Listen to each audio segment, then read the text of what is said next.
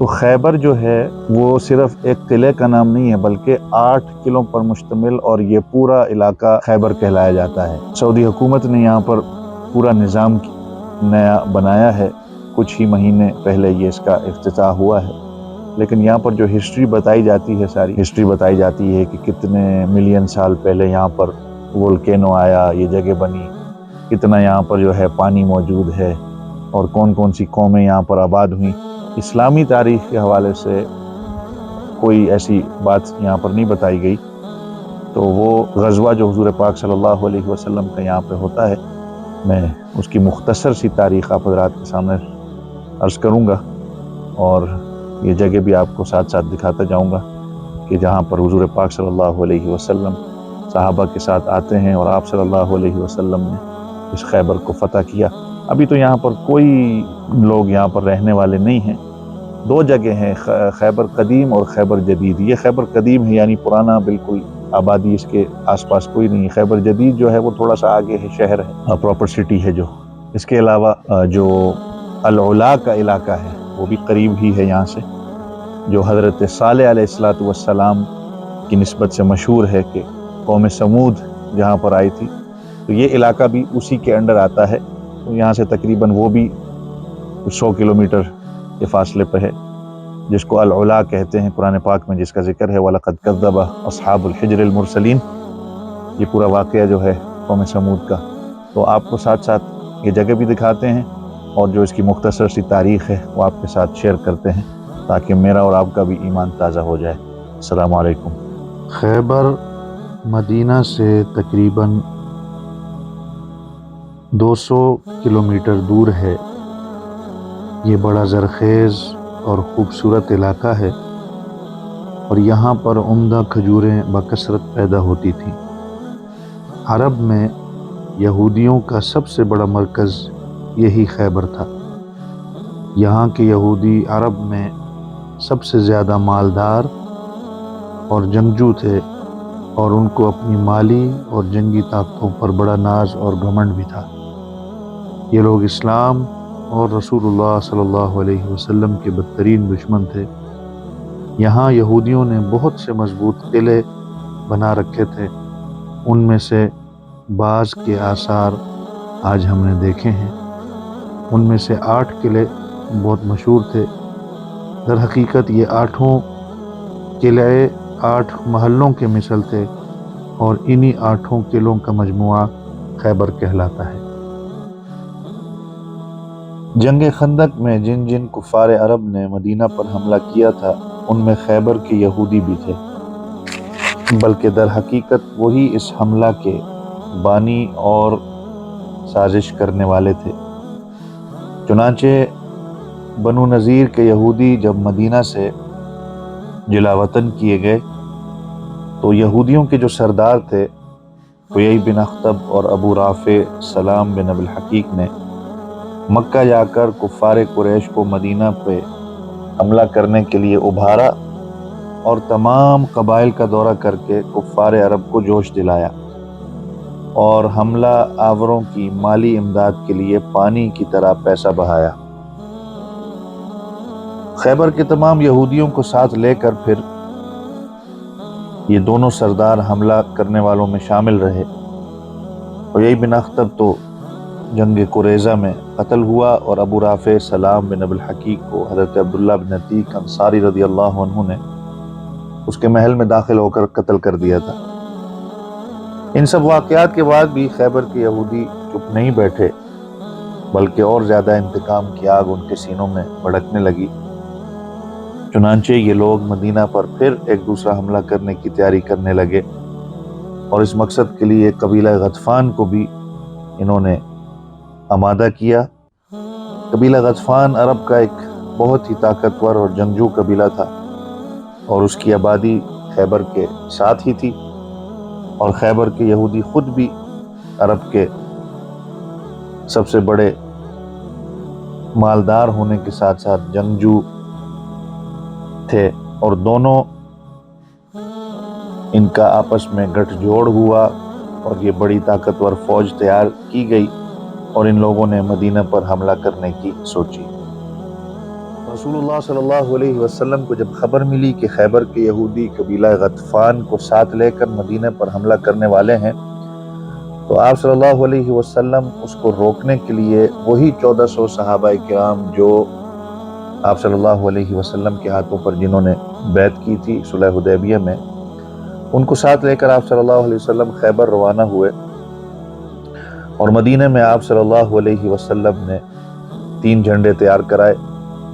ایک جھنڈا حضرت حباب بن منذر رضی اللہ عنہ کو دیا، اور ایک جھنڈا حضرت سعد بن عبادہ رضی اللہ عنہ کو دیا، اور جو خاص جھنڈا تھا وہ آپ نے حضرت علی رضی اللہ عنہ کے ہاتھ میں دیا۔ ازواج مطہرات میں سے حضرت ام سلمہ رضی اللہ عنہ کو آپ صلی اللہ علیہ وسلم نے ساتھ لیا۔ آپ صلی اللہ علیہ وسلم رات کے وقت حدود خیبر میں اپنی فوج کے ساتھ پہنچ گئے، اور نماز فجر کے بعد شہر میں داخل ہوئے تو خیبر کے یہودی اپنے اپنے کھیتوں پر اور باغوں میں کام کرنے کے لیے قلعے سے نکلے۔ انہوں نے جب نبی کریم صلی اللہ علیہ وسلم کو دیکھا تو شور مچانے لگے اور کہنے لگے کہ خدا کی قسم لشکر کے ساتھ محمد ہیں صلی اللہ علیہ وسلم۔ اس وقت حضور پاک صلی اللہ علیہ وسلم نے فرمایا کہ بلا شبہ خیبر برباد ہو گیا۔ ہم جب کسی قوم کے میدان میں اتر پڑتے ہیں تو کفار کی صبح بری ہوتی ہے۔ چنانچہ پھر یہودیوں نے اپنی اپنی عورتوں اور بچوں کو محفوظ قلعوں میں بھیجا، اور اس میں راشن کا انتظام بھی کیا، اور یہودیوں کی جو تقریباً 20,000 فوج تھی ان کو قلعوں پر بھیج دیا گیا تاکہ وہ مسلمانوں کے ساتھ جنگ کریں۔ اس جنگ کے بعد آپ صلی اللہ علیہ وسلم کا ارادہ تھا کہ بنو نذیر کی طرح اہل خیبر والوں کو بھی جلا وطن کیا جائے، لیکن یہودیوں نے پھر درخواست کی کہ ہم کو خیبر سے نکالا نہ جائے بلکہ ہماری زمینوں پر ہی ہمیں رہنے دیں، ہم یہاں کی جو پیداوار ہے اس کا آدھا حصہ یعنی کھجوریں وغیرہ آپ کو دیں گے۔ آپ صلی اللہ علیہ وسلم نے ان کی یہ درخواست کو منظور کیا۔ چنانچہ جب کھجوریں پکتیں اور غلہ تیار ہوتا تو آپ صلی اللہ علیہ وسلم حضرت عبداللہ بن رواحہ رضی اللہ عنہ کو خیبر بھیجتے، وہ کھجوروں اور اناجوں کے 2 برابر حصوں میں تقسیم کر دیتے اور یہودیوں سے کہتے کہ اس میں سے جو حصہ تم کو پسند ہے وہ لے لو۔ یہودی اس عدل پر حیران ہوتے کہ زمین و آسمان میں ہم نے ایسا عدل نہیں دیکھا۔ حضرت عبداللہ بن عمر رضی اللہ عنہ فرماتے ہیں کہ خیبر فتح ہو جانے کے بعد یہودیوں سے حضور پاک صلی اللہ علیہ وسلم نے اس طور پر صلح فرمائی تھی کہ یہودی اپنا سونا چاندی ہتھیار سب مسلمانوں کے سپرد کر دے، اور جانوروں پر جو کچھ ہے وہ یہودی اپنے پاس ہی رکھیں، مگر شرط یہ ہوگی کہ یہودی کوئی چیز مسلمانوں سے نہ چھپائیں گے، مگر اس شرط کو قبول کرنے کے باوجود یہودیوں کی سازشیں اسی طرح رہیں۔ وہ جھوٹ بولتے تھے، کچھ رقم کو چھپاتے تھے، کچھ رقم کو لے کے آتے تھے۔ اللہ نے بذریعہ وحی حضور پاک صلی اللہ علیہ وسلم کو بتلایا، چنانچہ مسلمانوں نے اس چھپی ہوئی رقم کو بھی ڈھونڈ لیا جو کنانہ بن ابی الحقیق جو ام المؤمنین حضرت صفیہ رضی اللہ عنہ کا شوہر تھا، اس کو قصاص میں پھر حضور پاک صلی اللہ علیہ وسلم نے قتل کروایا۔ ام المؤمنین حضرت صفیہ رضی اللہ عنہا کا شمار حضرت ہارون علیہ السلام کی نسل میں سے ہوتا ہے، اور یہ خواب دیکھتی ہیں کہ چاند ان کی گود پہ آ کے گرتا ہے، جس کی تعبیر یہ ہے کہ یہ ان کا نکاح اللہ کے رسول صلی اللہ علیہ وسلم کے ساتھ ہوگا۔ حیی بن اخطب کی یہ بیٹی ہیں۔ آپ صلی اللہ علیہ وسلم کا نکاح ان سے جب ہوتا ہے، پھر خیبر کی واپسی پہ آپ صلی اللہ علیہ وسلم صحابہ کرام کو ولیمے کی دعوت دیتے ہیں۔ چنانچہ قلعے خیبر کے آسانی اور بہت جلد فتح ہوئے، لیکن جو مضبوط قلعہ جو آپ دیکھ رہے ہیں قلعہ قاموس، جو بہت ہی مضبوط اور محفوظ قلعہ تھا، اور یہاں یہودیوں کی فوجیں بہت ہی زیادہ محفوظ تھیں، اور ان کا جو بڑا بہادر مرحب، جس کو اس قبیلہ کے یعنی یہودی اور خیبر کے لوگ اس کو کہا کرتے تھے کہ اس ایک بندے کے اندر 1000 بندوں کی طاقت ہے. مرحب خود اس قلعے کی حفاظت کرتا تھا، اس لیے اس قلعے کو فتح کرنے میں بڑی دشواری ہوئی. تو کئی روز تک یہ معاملہ گیا. حضور پاک صلی اللہ علیہ وسلم نے حضرت ابوبکر صدیق رضی اللہ عنہ کو بھیجا، لیکن یہودیوں کی طرف سے تیر اندازی اتنی زیادہ تھی کہ مسلمان اس قلعے کے دروازے تک نہ پہنچ سکے. دوسرے دن حضرت عمر رضی اللہ عنہ نے زبردست حملہ کیا، لیکن پھر بھی قلعہ فتح نہ ہو سکا. اور پھر حضور پاک صلی اللہ علیہ وسلم نے فرمایا کہ کل میں اس آدمی کو جھنڈا دوں گا جس کے ہاتھ پر اللہ تعالیٰ فتح دیں گے، اور وہ اللہ اور رسول صلی اللہ علیہ وسلم اس سے محبت کرنے والے ہوں گے، اور وہ بھی اللہ اور اس کے رسول سے محبت کرنے والا ہوگا. چنانچہ روایت میں آتا ہے کہ لوگ بڑے بے چین تھے کہ آپ صلی اللہ علیہ وسلم کل جھنڈا کس کے ہاتھ میں دیں گے، اور یہ کون ہوگا جس کے ہاتھ میں فتح ہوگی. صبح ہوئی تو صحابہ کرام کی تمنا تھی کہ اللہ کے رسول مجھے دیں گے. حضرت ابوبکر صدیق، حضرت عمر رضی اللہ عنہ کا بیان کہ مجھے تمنا تھی کہ مجھے یہ جھنڈا مل جائے. حضرت سعد رضی اللہ عنہ، اسی طرح اور باقی دیگر صحابہ. لیکن جیسے ہی صبح ہوتی ہے تو آپ صلی اللہ علیہ وسلم نے فرمایا کہ علی کہاں ہیں؟ تو لوگوں نے کہا کہ حضرت علی رضی اللہ عنہ کی آنکھوں میں تکلیف ہے. تو آپ صلی اللہ علیہ وسلم نے ان کو بلایا اور ان کی دکھتی ہوئی آنکھوں میں اپنا لعاب دہن لگا دیا اور دعا فرمائی. تو فوراً ہی انہیں ایسی شفا حاصل ہوئی کہ گویا انہیں کوئی تکلیف نہیں تھی. پھر حضور پاک صلی اللہ علیہ وسلم نے اپنے ہاتھ سے اپنا علم، وہ جھنڈا حضرت ام المؤمنین اما عائشہ رضی اللہ عنہا کی سیاہ چادر سے جو تیار کیا تھا، حضرت علی رضی اللہ عنہ کے ہاتھ میں دیا اور ارشاد فرمایا کہ تم بڑے سکون کے ساتھ جاؤ اور سب سے پہلے ان یہودیوں کو اسلام کی دعوت دو اور بتاؤ کہ مسلمان ہونے کے بعد تم پر فلاں فلاں اللہ کے حقوق واجب ہیں. اللہ کی قسم اگر ایک آدمی نے بھی تمہاری بدولت اسلام قبول کر لیا تو یہ دولت تمہارے لیے سرخ اونٹوں سے بھی زیادہ بہتر ہے. چنانچہ حضرت علی رضی اللہ عنہ قلعہ خاموش کے پاس پہنچ کر یہودیوں کو اسلام کی دعوت دیتے ہیں، لیکن کسی نے ان کو اس کا جواب نہیں دیا، بلکہ تیر انداز اور تیز ہوئے اور تلواریں اور چلنے لگی. تو رئیس ان کا مرحب بڑے انداز کے ساتھ نکلا اور حضرت علی رضی اللہ عنہ کو دیکھ کر اس نے یہ اشعار پڑھے کہ قد علمت خیبر انی مرحب شاکی صلاح بطل مجرب، کہ خیبر خوب جانتا ہے کہ میں مرحب ہوں، میں بہادر اور تجربہ کار ہوں، میں ایسا اسلحہ چلاتا ہوں یعنی کہ جو تم نہیں چلا سکتے،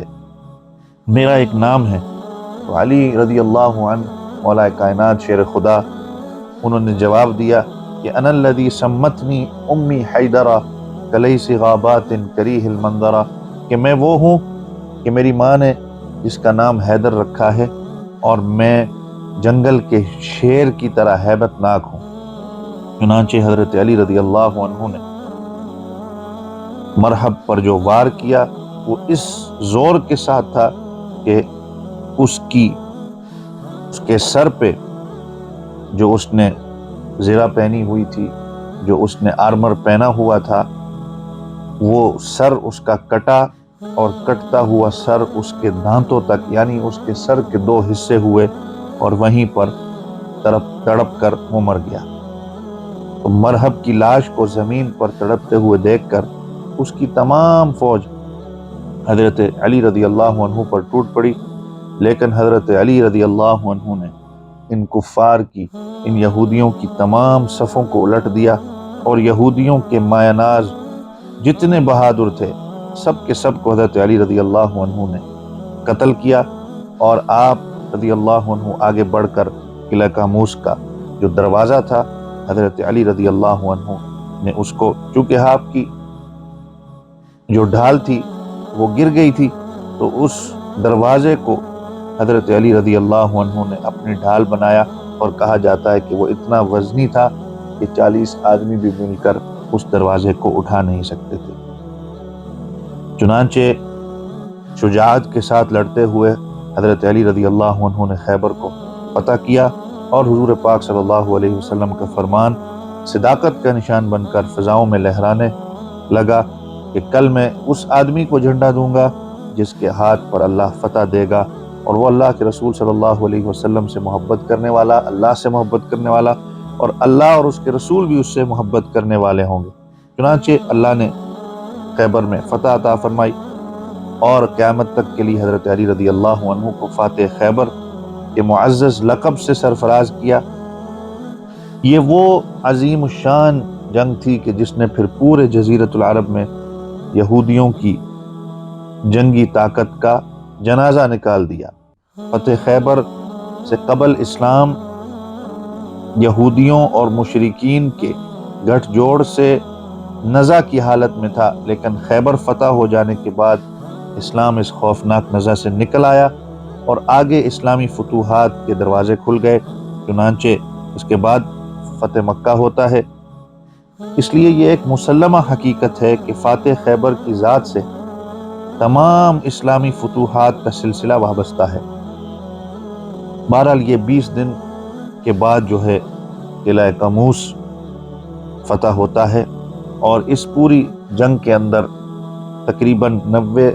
کے قریب یہودی قتل ہوتے ہیں، اور 15 مسلمان صحابہ کرام کو شہادت نصیب ہوتی ہے۔ فتح کے بعد چند روز حضور پاک صلی اللہ علیہ وسلم خیبر میں ٹھہرے، یہودیوں کو مکمل امن و امان عطا فرمایا اور قسم قسم کی نوازشوں سے نوازا، مگر اس بدبخت قوم کی فطرت، خباثت آپ سب جانتے ہیں۔ چنانچہ آج بھی ان کی فطرت ایسی ہے،